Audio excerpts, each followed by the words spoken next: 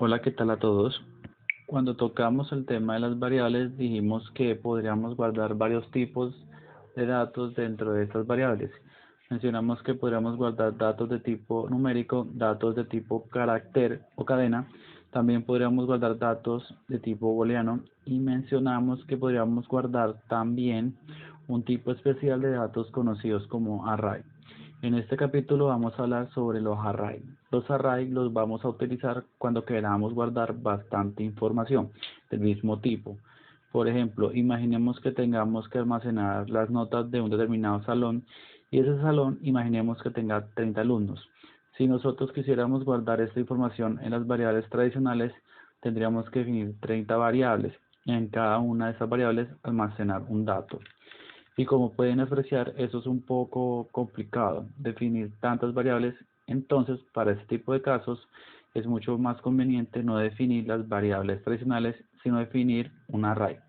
Para definir un array, lo que tenemos que hacer es muy parecido. Por ejemplo, vamos a definir una variable que se va a llamar array. Lo que tengo que asignarle son estas llaves que tenemos acá. Y dentro de esas llaves ir colocando los valores que queramos almacenar. Por ejemplo, imaginemos que queramos almacenar el valor de 10, 13, 15 y 20. Entonces he almacenado cuatro valores en una misma variable. Si yo quisiera acceder a uno de estos valores, lo que tú tienes que entender es que estos se guardan, pero si tú quisieras recuperar alguno de estos valores, lo que tú tienes que saber es que a la hora de guardarse se le asigna un índice. Cada uno de estos números que hemos colocado acá tiene un índice. Este tiene el índice 0, este el índice 1, 2 y 3. Por ejemplo, si quisiera acceder a este valor, lo que tendría que hacer es lo siguiente.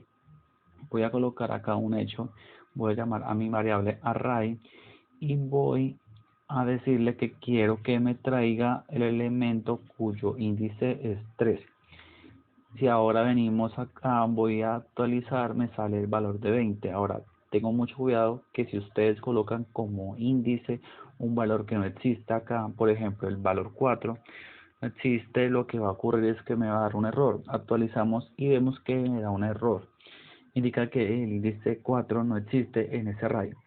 ¿Qué ocurre si, por ejemplo, yo quiero agregar un nuevo elemento a este array? Por ejemplo, vamos a dejarlo acá en el índice 4, pero vamos a agregar un nuevo índice. Si quiero agregar un nuevo elemento a este array, lo que tengo que hacer es lo siguiente: llamar al array, pero colocándole lo siguiente. Estoy acá y dentro vamos a colocar el índice 4. Y vamos a decirle que el índice 4, su valor se trata de 17, por ejemplo. Si hacemos eso y ahora nos vamos nuevamente a nuestro navegador y actualizamos, me sale que el índice 4 del array es 17, que es el elemento que agregamos hace un momento. Ahora, PHP es lo suficientemente inteligente y no necesitaríamos ponerle el índice que le queremos asignar.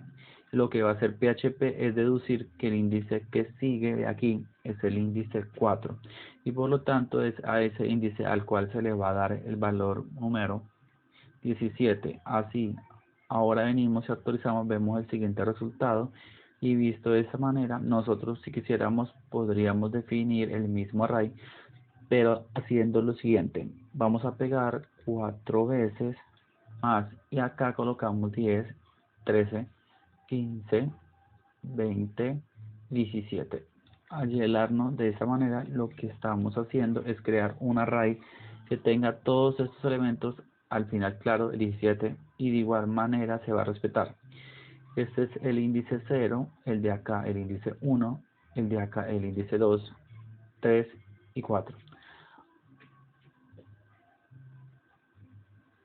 Ahora, a diferencia de otros lenguajes de programación, PHP nos permite almacenar en nuestros arrays distintos tipos de datos. Podemos almacenar datos de tipo numérico, datos de tipo booleano, datos de tipo string sin ningún problema.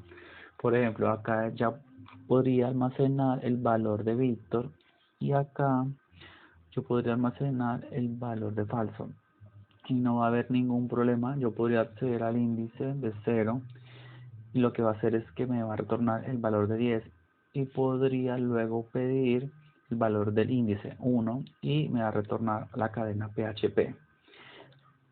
PHP nos permite almacenar distintos tipos de datos dentro del mismo array, y otra de las peculiaridades de PHP es que nos permite utilizar índices de tipo string dentro de nuestros arrays. ¿De qué manera? Por ejemplo, imaginemos que en un array yo quisiera almacenar información, los datos de alguna persona. Entonces yo podría hacer lo siguiente, podría colocar como índice el nombre y le asigno el valor de mi nombre. Puede que quiera almacenar el correo de la persona, entonces pondría como índice el email y le asigno el email de esa persona, victor@codesfree.com. Me puede que quiera almacenar el correo en celular de la persona, entonces pongo celular y le asigno un número. Entonces ahora si quisiera hacer referencia, por ejemplo, al nombre, acá para ser más descriptivos podría poner, por ejemplo, datos, y acá voy a hacer referencia al array datos. Y ahora si por ejemplo quisiera recuperar el nombre de esta persona, ya no tendría que hacer referencia al índice numérico, sino haría referencia, por ejemplo, al índice nombre. Y ahora si vengo acá, actualizo, aparece mi nombre.